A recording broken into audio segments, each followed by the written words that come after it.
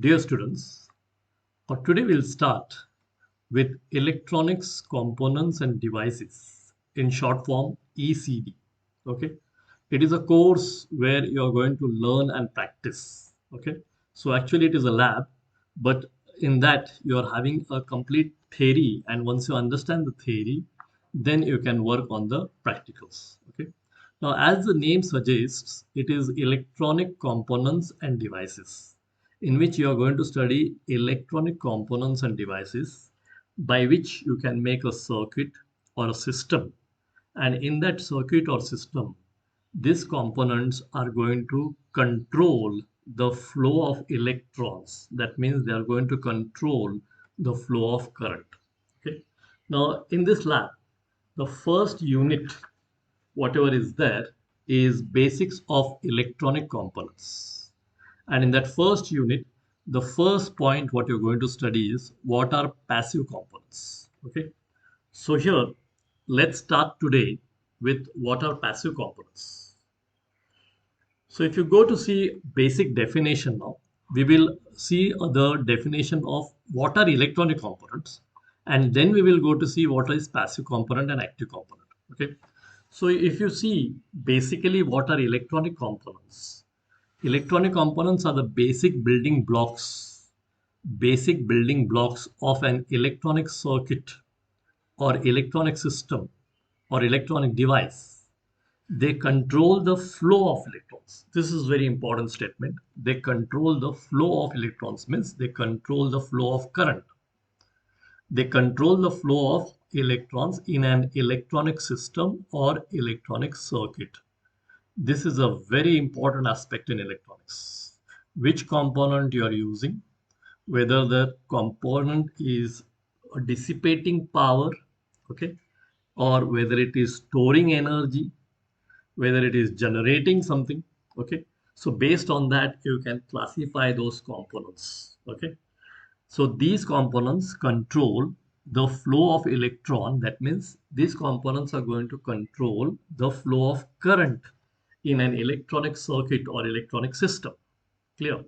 Now we will go to see what are the types of electronic components. Types of electronic components are generally two. Number one is passive components, and number two is active components. So in this part of study, we are going to study what are passive components. So let's go and see what is the definition of passive component. Now, if you see the basic definition of passive components are components which do not generate energy. Now, they are not helping you to generate energy. They are not generating energy. So passive components are components when you use in a circuit, they do not generate energy. So as compared to this, if you think about active components, then active components will be components which generate energy. Okay. Whereas passive components are components which do not generate energy, but they can store it or dissipate it. They can store the energy like your a capacitor and inductor, or they can dissipate the energy like your resistor. So the main passive components used in electronics are resistors, inductors, and capacitors. So resistors you must have seen, it is like this. Inductors, you can see it will be a coil. A capacitor will be like this. Okay.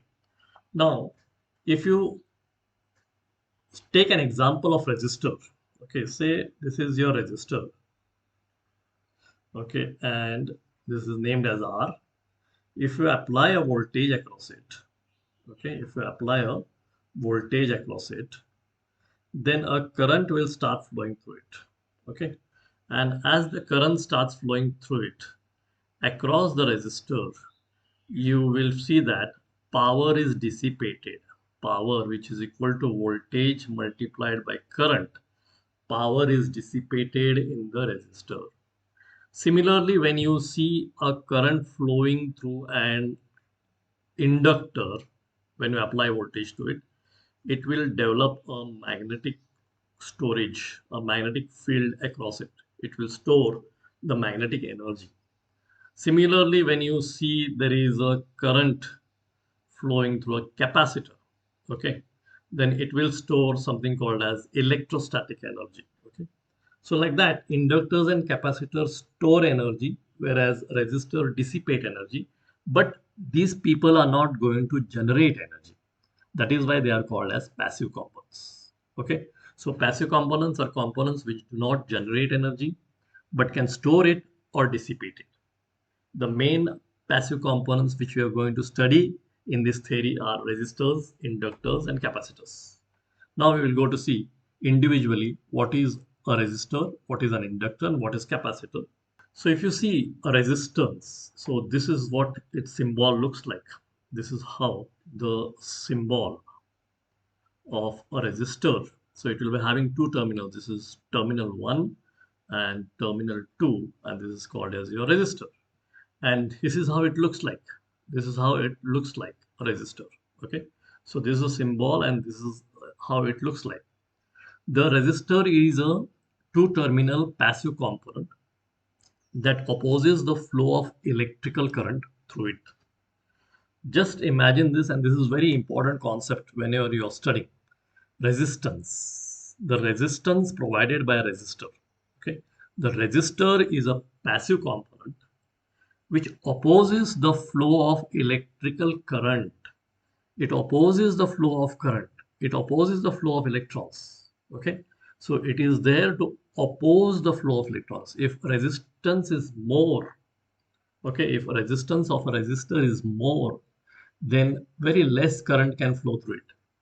If resistance of a resistor is less, then a more current can flow through it. Okay, the amount of opposition to the flow of current is called as resistance of the resistor and is denoted by symbol R, capital R. Resistance is measured in units ohms. Okay, so ohms will be the basic unit of our resistors. And if you want to increase this value, you can have kilo ohms, you can have mega ohms and all. Okay, so ohms will be the basic unit in which resistance can be measured. So as a whole, we should know here resistance of a resistor is a property which can oppose the flow of current in any circuit. Okay. Now, if you go to see types of resistors, there are various types. So some important types we have taken here. Number one is fixed resistor. So as it is shown here, it will be having a fixed resistance value. It will be having a fixed resistance value. Say this resistance R is equal to 10 ohms, okay, or it is 100 ohms, or it is 1 kilo ohm, like that. So it will be having a fixed value. Then second one we have shown as variable resistor. This is a variable resistor which is having its terminals here. Okay, now in this terminals you can have a range. Say the range is, say for example, 0 to say 100 kilo ohms. Then you can just rotate this top part and take how much resistance you want. If you want 0 ohms, you can take 0 ohms. If you want 1 ohm, 2 ohm, 3 ohm, 4 ohm, 5 ohm, till this resistance to any value and use it as that value resistance. You can use this as a 10 kilo ohm resistance also. You can use it as 9 kilo ohm resistance also. You can use it as 1 kilo ohm resistance also. You have to just vary the top part here and you can have a variation in resistance. So it is same like your potentiometer. So a variable resistors are also called as potentiometers. Okay. Then we see thermistors here, the third one. So these are a resistance which will vary their resistance whenever a temperature change is there. Okay. So these are varistors. Okay, variable resistors. Then you have light dependent resistors, LDR here, which when light falls on it, they will vary their resistance. Then you have magnetoresistors. Okay. So here, these are a few types of resistances or resistors, what we have shown: fixed variable, thermistor, varistors, light dependent, and magnetoresistor. Identification of resistor can be done by various methods. So identification of resistor can be done by various methods. So the first method shown over here is by using color code method. Okay. Now in color code method, what will happen is you will be having a resistance shown like this. Okay, so this is say your a resistance. Now on this resistance, you will be having certain color bands here. Okay, the first band, second band, third band, fourth band. Okay, you'll be having some color bands, and in relation with that you'll be having a chart for which color is which number resembles to which color, and which color resembles to what multiplication factor. And by reading those color, or by seeing or observing those color, and then going to the chart, you can calculate the resistance value, how much resistance it is, whether it is 1 ohm, 10 ohm, 100 ohms or so. You can also measure a resistance of a resistor by LCR meter. Okay, LCR meter is a meter which will measure. L means inductor, C means capacitor, R means resistor. So in that you can measure resistance. You can measure resistance using ohm meter. You can measure resistance using multimeter. You can measure resistance using bridges also. And there are many other methods, but these are some of the important methods by which you can measure a resistance. So identification of resistance of a resistor can be done by these methods. Then if you go to say applications of resistors, there are many applications. To name a few, the applications of resistors include DC power supplies. You can have filters. You can have oscillators which can generate repetitive waveforms. You can have voltage regulators which keep the voltage constant. You can have amplifiers which can amplify the signal. You can have medical instruments. You can have digital instruments. You can have digital multimeter. Okay. Then we'll go to see what is an inductor. Then inductor, as you see here, it's a coil. It's a coil which is shown here. Okay. Now, if you see the definition of inductor, an inductor is a passive component that is used to store energy in the form of magnetic field. Okay, that is in the form of magnetic energy. So here, if you see, this is a inductor. This is a coil. When current flows through it, whenever a voltage is applied to it, whenever a voltage is applied to it, okay, current flows through it. Okay, current flows through it, and that current will produce a magnetic energy. Okay, that means it is stored in the form of magnetic energy. So if you see the definition, an inductor is a passive component that is used to store energy in the form of magnetic energy when electricity is applied to it. Inductance is measured in henries. Okay, inductance is measured in henries. And if you go to a smaller values, you can also have millihenries.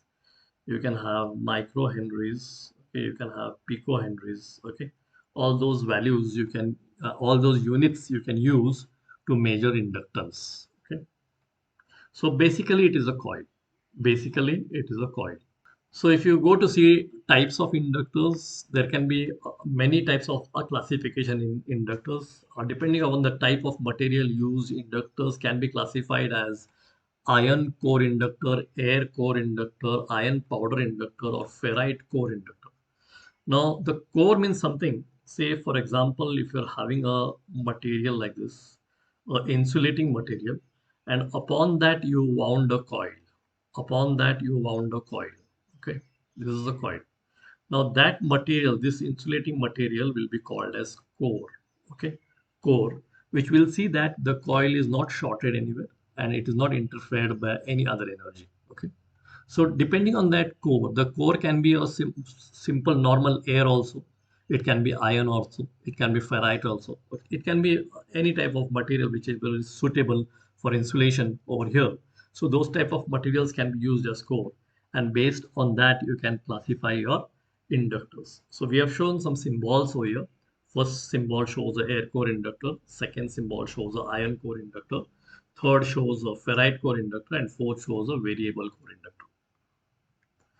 And you can see how they practically look. So the first one shows here the core type of inductor here, and second one core wounded. It is wounded. This is here you can see the core on which it is wounded. Okay, so this is your core. on which it is on, and this is your two terminals of inductor. Okay, so here also you can see this is the core, and this is your coil which is giving you inductor. So here you can see this is inductor, and in between you are having core. So here also you can have two terminals for inductors. Here also you can have two terminals for inductors. Here also you can have two terminals for inductors.